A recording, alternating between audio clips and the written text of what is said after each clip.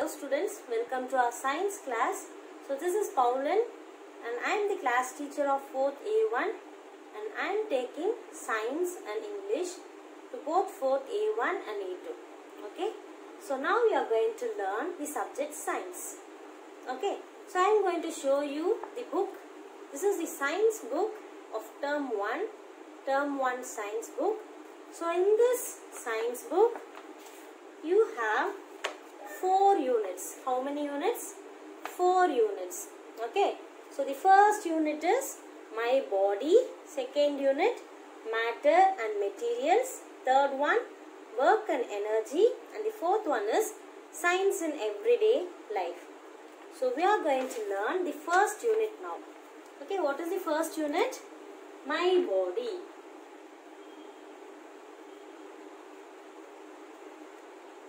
So this is your first unit. So in this unit you are going to learn about internal organs,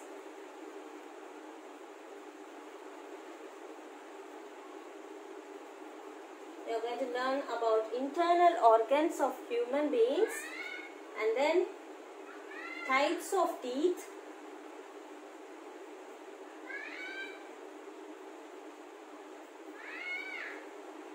then importance of health,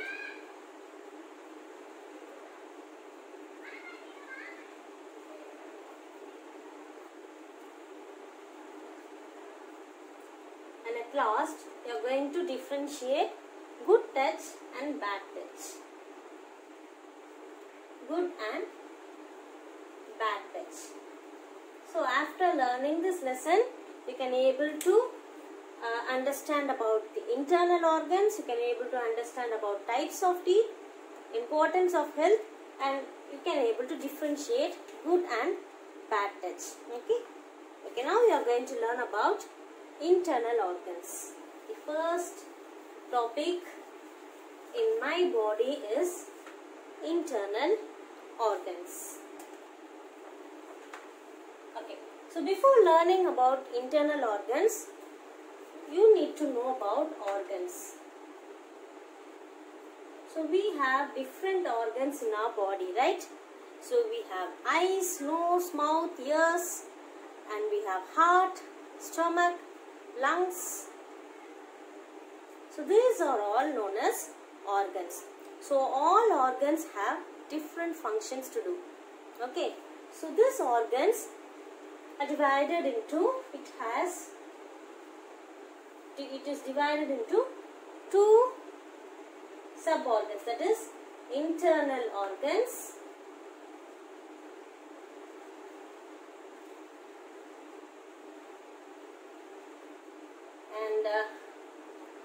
and can you guess the next one? Yes, the opposite of internal is external. So the next is external organs. So organs are divided into 2 types.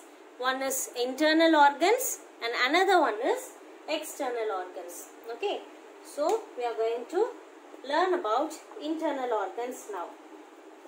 So what is internal organs? Internal organs are nothing but the organs which are present inside our body. So what is the meaning of internal? Yes, so internal means inside. So the organs which are present inside our body are known as internal organs. And these internal organs we can't see through our eyes. It is present inside, no? So we cannot see.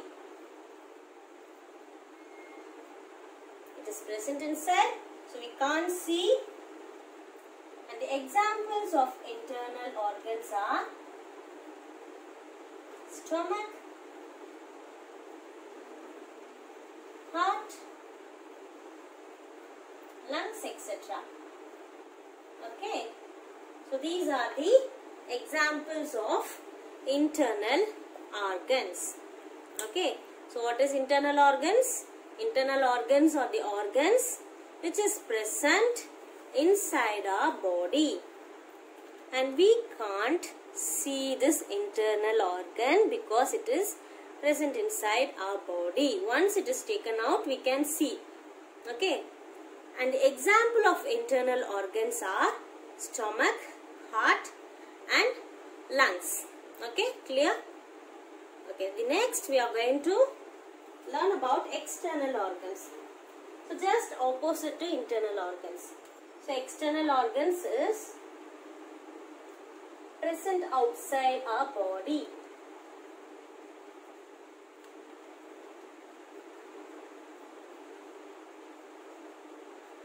We can see. We can see our nose, right? We can see our ears, right?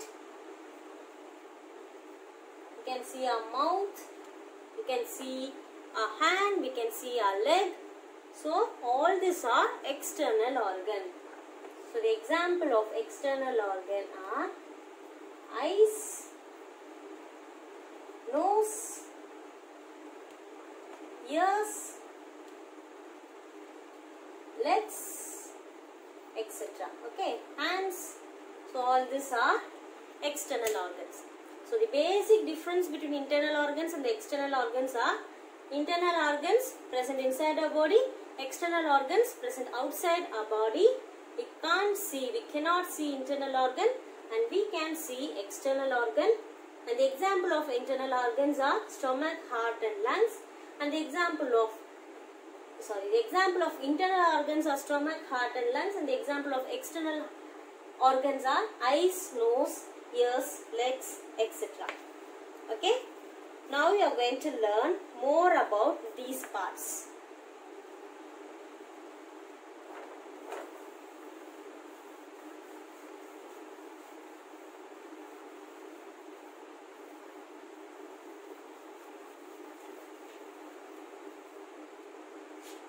Yes.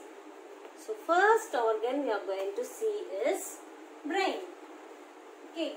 Can you say brain is internal organ or external organ? Yes, brain is internal organ. So I am going to write some important points we are going to learn about brain. So brain is an important organ. So without brain, it is very tough for us to live. So it is the important organ of our body. Okay. So the second point is it is protected by the skull.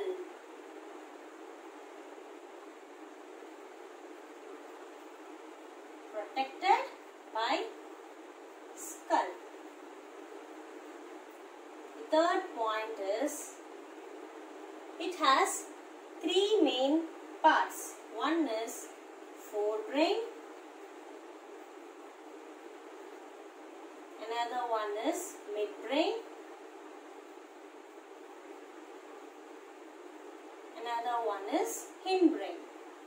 So these are the three main parts of brain. One is forebrain, midbrain and hindbrain. Okay, the fourth point is brain is the commanding center. So only brain gives command to all other organ. Okay, so if I am writing on this board, so which is giving command to my hand? Yes, brain is giving command to my hand to write on this board. If I am walking, so which is giving command? Yes, brain is giving command to my legs to walk. Okay, so brain is the commanding center of our body. Okay, so these are the main parts we are going to learn in brain. So brain is the important organ. It is protected by skull. Okay, brain is present inside the skull, beneath the skull. Okay, so skull protects our brain. It has three main parts. One is forebrain, another one is midbrain, and the last one is hindbrain. And brain is also known as commanding center. It is the organ which gives command to all other body parts. Okay.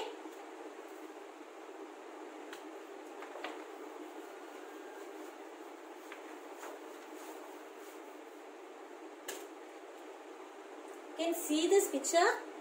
So here is the forebrain. This is the picture of a brain. You can see this.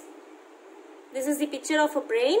Here we can see forebrain, and this middle part is known as midbrain, and here is known as hindbrain. Okay. And one thing is, the human being, the weight of human being is 1.360 kg. You have to remember this. I will be asking this in 1 mark. Okay, so what is the weight of a brain? 1.360 kg. Yes, very good. Now we are going to learn about lungs. So the next organ we are going to learn about is lungs. Okay, so lungs is internal organ or external organ? Very good. Lungs is internal organ. Okay, so here I will draw a picture of lungs so that it will be easy for you. I am drawing this roughly.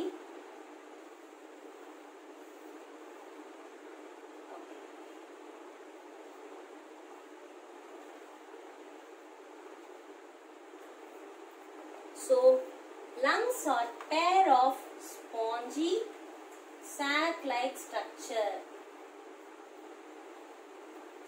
So, the lungs, it will be very soft. Okay. So, it is the structure of a spongy sac. Okay. It is located in the chest. Where do lungs located? Located in the chest. Yes. What is the function of lungs? What is the main function of lungs? Yes, lungs helps us to breathe.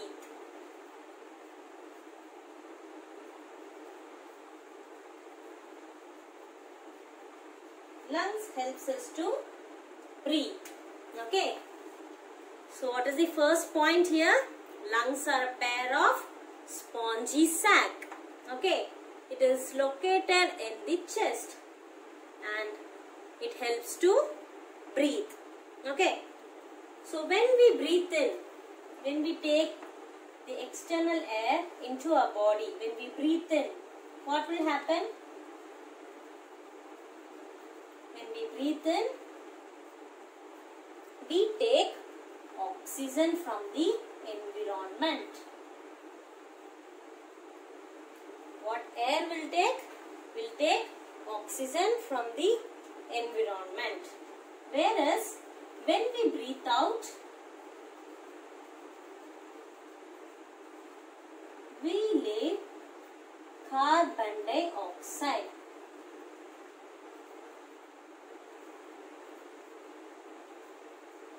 Okay. So when we breathe in, we take oxygen, and when we breathe out, we leave out carbon dioxide. Okay. So oxygen is very important for us to breathe. Okay. So when we breathe in, we'll take oxygen from the environment. Okay. O2 is the short form of oxygen.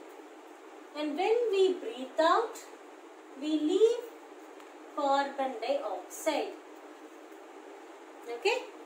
So what will happen to our lungs when we breathe in? What will happen to our lungs when we breathe in? Yes, our lungs will expand.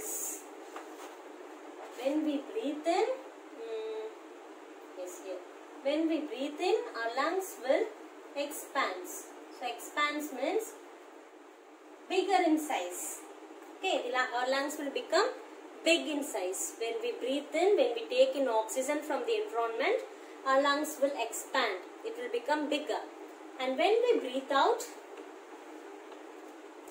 when we breathe out, like when we leave a carbon dioxide to the environment, our lungs will contract. So contract means it will become smaller. Okay. So this is the difference. When we breathe in, our lungs will expand. That is, when we breathe in, our lungs will become bigger. And when we breathe out, our lungs will become smaller. That is contract. Okay. So this is all the thing you have to remember. So the first point is, lungs are a pair of spongy sac like structure. It is located in chest. It helps to breathe. So when we breathe in, we take oxygen. When we breathe out, we leave out carbon dioxide. So when we breathe in, our lungs will expand, and when we breathe out, our lungs will contract. Okay? Okay. So the remaining things we will learn in the next class. Thank you, students.